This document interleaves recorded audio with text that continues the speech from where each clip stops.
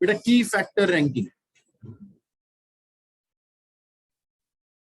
की factor ranking. की factor होता है बेटा एक ऐसा फैक्टर जो आपकी प्रोडक्शन को लिमिट कर सकता है।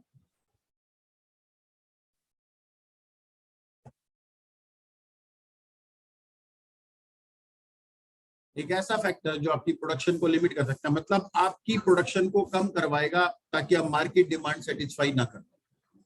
मार्केट में डिमांड है 10,000 यूनिट की, लेकिन मेरे पास रिसोर्सेज ही कम है, मेरे पास मटेरियल की कमी है, लेबर की कमी है, या फिर मशीनों की कमी है, जिसकी वजह से मैं पूरी मार्केट डिमांड सेटिस्फाई नहीं कर पा रहा। तो की फैक्टर का मतलब होता है एक ऐसा फैक्टर जो आपका प्रोडक्शन से रिलेटेड रिसोर्स तो है, बट वो रिसोर्स की आपके पास कमी। लेकिन अब रैंकिंग की बात कैसे आ गई? रैंकिंग बेटा तभी अप्लाई की जा सकती है जब दो या दो से ज्यादा प्रोडक्ट हो। रैंकिंग हम यहाँ पर किस चीज की करें कि पहले मैं कौन सा प्रोडक्ट बनाऊं। किस चीज की रैंकिंग चल रही है कि पहले कौन सा प्रोडक्ट बनाया जाए। बेटा मान लो हमारे पास 2 या 3 प्रोडक्ट हम बनाते हैं, हम बेटा वुड के फर्नीचर बनाते हैं, वुड की चेयर भी बनाते हैं, टेबल भी बनाते हैं, ठीक है। अब इन दोनों में से पहले मैं चेयर बनाऊं या फिर मैं पहले टेबल बनाऊं, इस बात को डिसाइड करना। सर क्या दिक्कत है, दोनों एक साथ बना लो, लेकिन बेटा वुड की मेरे पास कमी है, ठीक है। तो मैं वुड का इस्तेमाल कैसे करना चाहता हूं, ऐसे करना चाहता हूं ताकि कम से कम वुड लगा के ज्यादा से ज्यादा प्रॉफिट कमाया जा सके। तो पहले मैं उस प्रोडक्ट की डिमांड को सेटिस्फाई करूंगा जो कम वुड का इस्तेमाल करके ज्यादा प्रॉफिट देती हो, ठीक है। तो की फैक्टर रैंकिंग कहां पर अप्लाई होती है बेटा, किसकी कंडीशन है?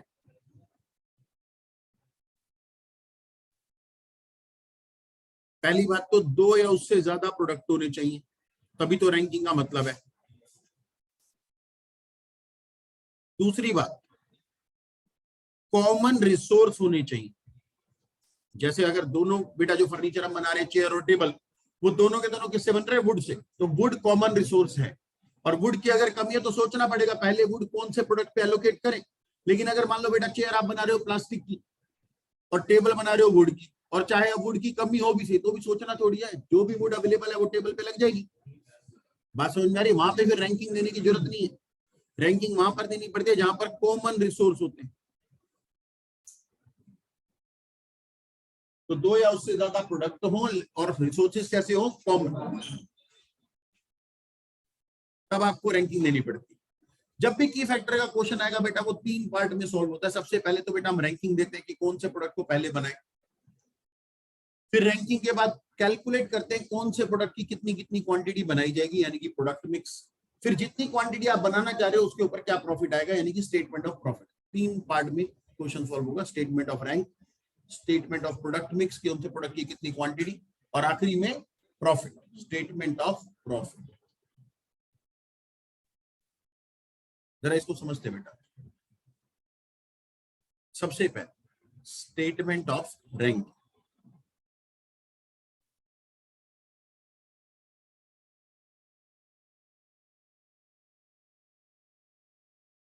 मान लो बेटा हम 3 प्रोडक्ट बना रहे हैं, ए, बी और सी।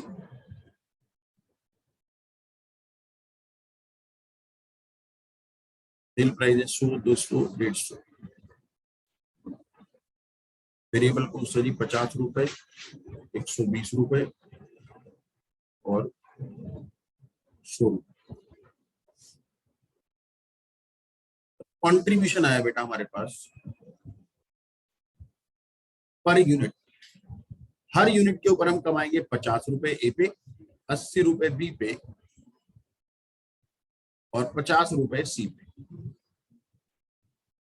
तो सबसे ज्यादा कंट्रीब्यूशन वैसे तो कौन दे रहा है? बी। सबसे ज्यादा कंट्रीब्यूशन कहां से मिल रहा है? बी से। लेकिन बेटा दिक्कत ये है कि इनको बनाने के लिए रिसोर्सेज कितने लगते हैं वो भी देखना पड़ेगा। सिर्फ ऐसे नहीं बोल सकते बी से ना सबसे ज्यादा कंट्रीब्यूशन आ रहा है पहले बी को बना लो। इसको बताने के लिए पहले आपको ये देखना पड़ेगा कि आपके पास जो भी चीज की कमी है, मान लो मटेरियल की हमारे पास कमी है, तो मटेरियल लगता कितना है पहले ये भी तो देखो। इसको बनाने के लिए बेटा 5 किलो मटेरियल लगता है, इसको बनाने के लिए 8-10 किलो मटेरियल लगता है, और इसको बनाने के लिए 6 किलो मटेरियल लगता है। तो प्रोडक्ट ए बनाने के लिए 5 किलो माल, इसको बनाने के लिए 10 किलो माल, इसको बनाने के लिए 6 किलो माल, ये तीनों आपस में कंपेरेबल नहीं है, क्योंकि जिस वजह से आप इनको कंपेयर कर रहे हो क्या वो बराबर बराबर लग रही है? तो वो तो अलग अलग क्वांटिटी पे लग रहे, तो डिसाइड कैसे करें? कंपैरिजन करने के लिए बेस बराबर होना चाहिए। तो कंपैरिजन कैसे करेंगे कि 5 किलो माल लगाते हैं ए पे तो कितने रुपए कमाए जाते हैं? 50 रुपए। और 10 किलो माल अगर लगाते हैं बी पे तो कितने रुपए कमाए जाते हैं? 80। और 6 किलो माल अगर लगाते हैं सी पर तो कमाए जाते हैं 50। तो बेटा अगर 5 किलो माल लगा के 50 रुपए कमाते हो तो 1 किलो माल लगा के कितना कमाओगे? ये हो गया जी कंट्रीब्यूशन, यानी कि कंट्रीब्यूशन पर की फैक्टर। जो चीज की कमी है वो हमारे लिए की फैक्टर है। तो हम अपनी जो रैंकिंग देते हैं बेटा वो कैसे देते हैं? कंट्रीब्यूशन पर की फैक्टर के हिसाब से कि 80 रुपए कमा रहे हैं 10 किलो माल लगा, 50 रुपए कमा रहे हैं 6 किलो माल लगा के।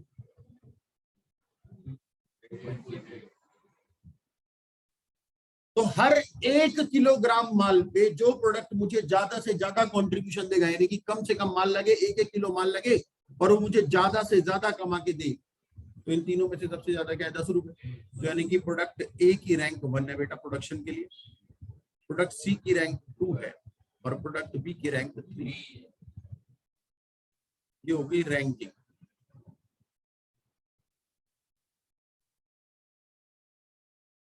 तो प्रोडक्शन पहले कौन से प्रोडक्ट की जाएगी? ए की, फिर की जाएगी सी की और फिर की जाएगी बी की। इनकी पूरी मार्केट डिमांड के हिसाब से देखेंगे।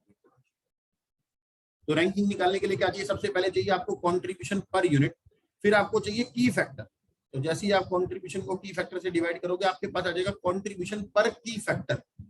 की फैक्टर मटेरियल भी हो सकता है, लेबर भी हो सकता है, मशीनें भी हो सकते हैं। 5 की फैक्टर अभी बताऊंगा कौन कौन से हो सकते हैं। लेकिन आपको जो कंट्रीब्यूशन देना है, जो रैंकिंग देनी है, वो कंट्रीब्यूशन पर की फैक्टर के हिसाब से लेना। यहाँ पर मटेरियल था, लेबर आर होते तो यहाँ पे आर्स होते, कंट्रीब्यूशन पर आर निकाला जाता। मशीन की कमी होती है तो कंट्रीब्यूशन पर मशीन आर निकाला जाता है। जिस भी चीज की कमी है उसके हिसाब से आपको कंट्रीब्यूशन डिसाइड करना। तो जहां पर मेरा कंट्रीब्यूशन सबसे ज्यादा आएगा की फैक्टर के ऊपर, कम से कम रिसोर्स का इस्तेमाल हो, ज्यादा से ज्यादा कंट्रीब्यूशन मिले, उसको हम सिलेक्ट करें। तो ये पहला पार्ट हो गया स्टेटमेंट ऑफ रैंकिंग। दूसरा statement of product mix.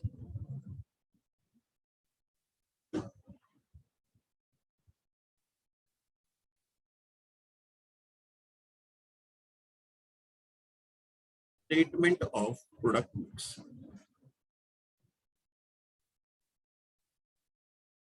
Product mix में हम ये डिसाइड करेंगे कि कौन से प्रोडक्ट की कितनी यूनिट्स बनाई जाएंगी, कौन से प्रोडक्ट की कितनी यूनिट्स बनाई जाएंगी। उसके लिए क्या देखना पड़ेगा, जरा ध्यान से समझो बेटा। सबसे पहले तो हम लिख लेते हैं प्रोडक्ट कौन कौन से हमारे पास। बेटा प्रोडक्ट हैं 3, ए, बी और सी। इनकी रैंकिंग भी हमने कर दी ऑलरेडी। ए प्रोडक्ट को सबसे पहले बनाएंगे। सर कितना बनाएंगे? और जितना माल है सारा का सारा ए पे लगा, ऐसे कर दे। बेटा पहले हम देखेंगे कि इसकी मार्केट में डिमांड कितनी, क्योंकि डिमांड से ज्यादा प्रोडक्शन करके कोई फायदा नहीं है, बिक्री तो है नहीं फिर। तो पहले हम क्या चेक करेंगे? मार्केट में डिमांड कितनी है। बेटा मान लेते हैं तीनों प्रोडक्ट की मार्केट में 1,000 यूनिट की डिमांड।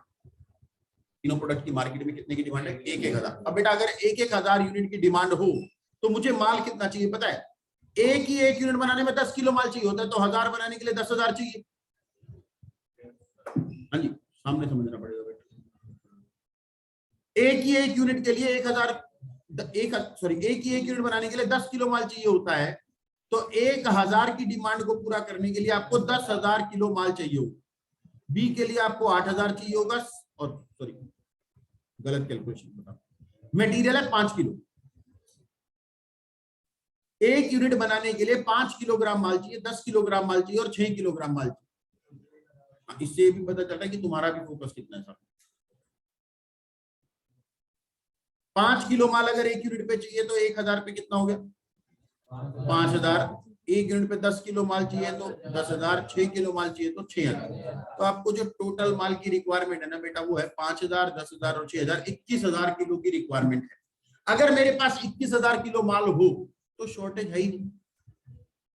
शॉर्टेज का मतलब है जितनी आपकी मार्केट डिमांड को सेटिस्फाई करने के लिए मटेरियल की रिक्वायरमेंट है, अगर उससे कम अवेलेबिलिटी हो तो आपको ये की फैक्टर बनेगा, तो आपको ये सारे स्टेप्स लगाने। चलो, एक यूनिट बनाने में कितने किलो माल लगता है? सर एक यूनिट बनाने में लगता है 5 किलो, 10 किलो और 6 किलो।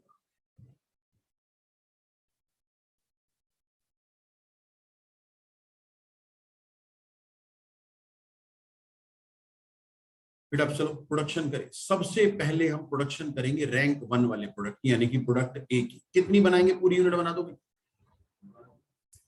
पूरी की पूरी 1000 यूनिट बना दी। कितना कच्चा माल कंज्यूम हो जाएगा? सर एक यूनिट बनाने में 5 किलो माल लगता है, तो 1000 बनाने में 5000 किलो माल लगेगा। टोटल अगर 21000 हो ना, तब तो कोई दिक्कत नहीं है, लेकिन मेरे पास मान लो है ही 15000।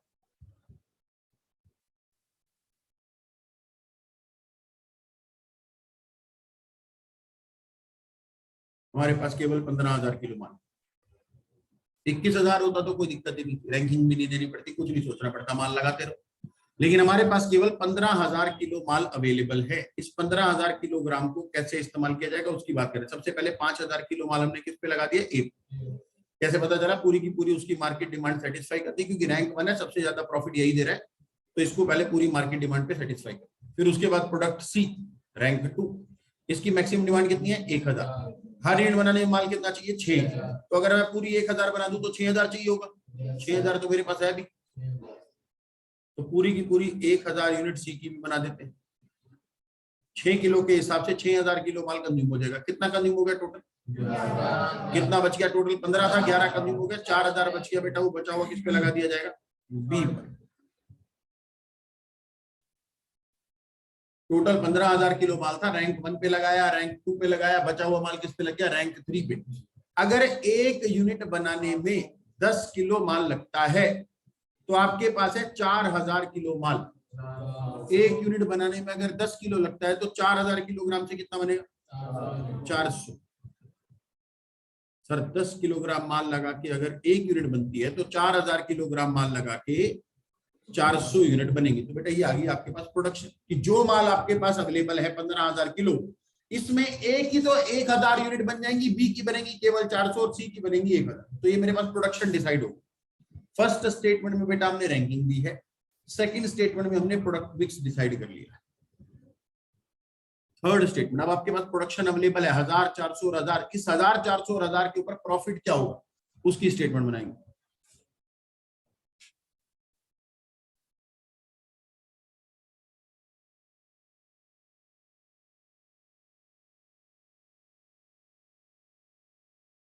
Statement of profit.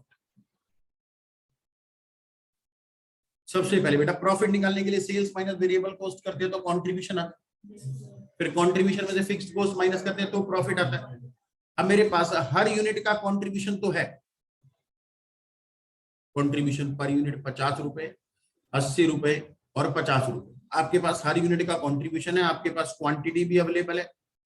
चलो टोटल कंट्रीब्यूशन लिख रहा हूं बेटा मैं सीधा, ए बी और सी। मैं फिर से बोल रहा हूं, केवल छपाई कार्यक्रम से कुछ नहीं होगा, समझोगे नहीं। 1000 यूनिट आपने ए की डिसाइड करी है, 400 यूनिट आपने बी की डिसाइड करी है और 1000 सी की। हर यूनिट पे जो कंट्रीब्यूशन आ रहा है बेटा वो आ रहा है 50 रुपए, 80 रुपए और 50 रुपए। एक यूनिट पे 50 तो 1000 पे कितना, एक यूनिट पे 80 तो 400 पे कितना, और एक यूनिट पे 50 तो 1000 पे कितना। कंट्रीब्यूशन पर किलोग्राम नहीं ले रहा मैं, पर यूनिट ले रहा हूं। जितनी यूनिट बन रही है उसको एक यूनिट के कंट्रीब्यूशन से मल्टीप्लाई करेंगे तो बेटा हमारे पास कंट्रीब्यूशन आ जाएगा कितना? 50,000, 32,000 और 50,000। टोटल कंट्रीब्यूशन हो गया जी 1,32,000। इसमें से क्या माइनस करना होता है? मान लो जी फिक्स्ड कॉस्ट है 80,000 मान लो, तो हमारे पास आ जाएगा प्रॉफिट 52,000। बेटा ये मैक्सिमम प्रॉफिट है, इससे ज्यादा प्रॉफिट कमाना इतने माल के साथ पॉसिबल नहीं। ये जो प्रॉफिट आपने कैलकुलेट करा बेटा, ये मैक्सिमम प्रॉफिट है विद 15,000 किलोग्राम ऑफ मटेरियल। ठीक है, तो 3 पार्ट में बेटा ये सवाल होगा। कब करना पड़ेगा? जब हमारे पास 2 या 2 से ज्यादा प्रोडक्ट हो और कॉमन रिसोर्स हो और रिसोर्स की कमी हो, तब तो आपको रैंकिंग देनी है, फिर आपको प्रोडक्ट मिक्स भी बनाना है और उसके बाद आपको क्या बनाना है? प्रॉफिट की स्टेटमेंट। जरा इन तीनों स्टेटमेंट को ध्यान से नोट करें। नोट करें बेटा।